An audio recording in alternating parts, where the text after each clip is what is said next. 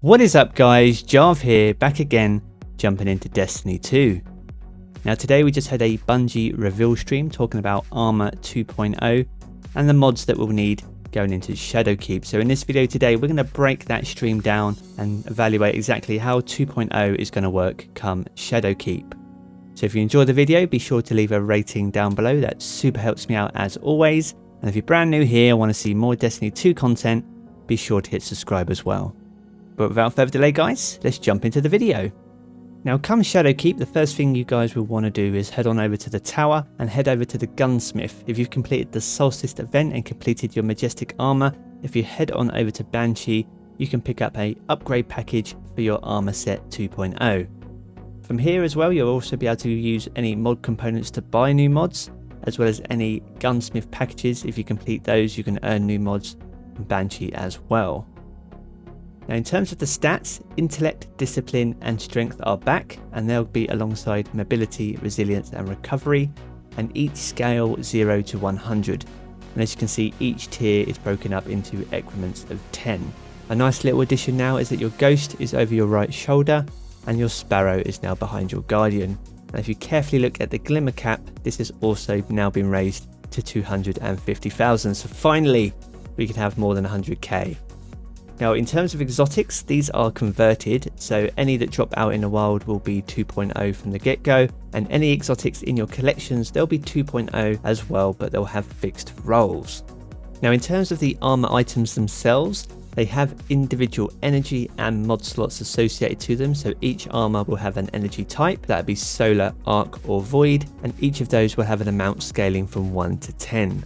As you'll notice by looking at some of the items here, some of the mods are for any item regardless of element, and some are element specific, so you'll need to have void, arc or solar for example. If you can't equip a mod though, they will grey out, so if you run out of energy or it's not equipable on the item that you have selected.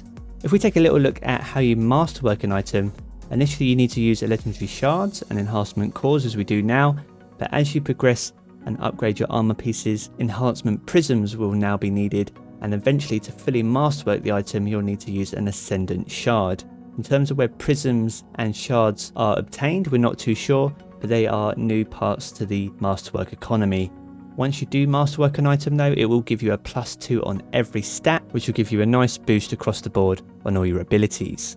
Now as for the mods themselves, once you unlock them, they are available for you to use. They are not consumed when you use it, so once you have it, it's basically yours forever.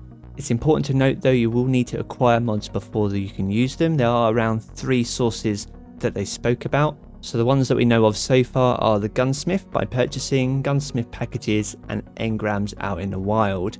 Things like enhanced mods, they can drop from Iron Banner and raids and general pinnacle activities. Now to help you make the right selection, the stat bar will change as you move over the mods, so you can see the impact on your guardian depending on the mods that you choose to select. Now some mods as well are item specific, so much like now, scavengers and those perks are only found on boots, and things like unflinching would be found on chest pieces. So once you've chose all the mods that you want to kit your guardian out with, you can move on to the appearance section if you press down on your D-pad, and this will show you the universal ornaments you can use to change the look of your armor. You can do this on any legendary piece, but exotics are an exception. So that wraps up the summary of Armor 2.0 and how it's going to look to equip our guardians with mods and modify our armor pieces come Shadowkeep.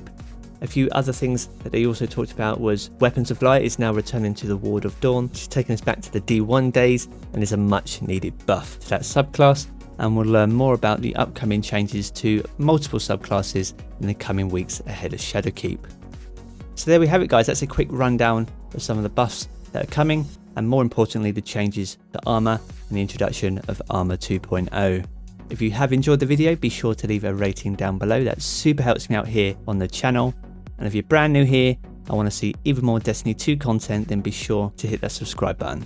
I'm going to jump back into the game as always guys, and I will catch you all again very soon. Peace.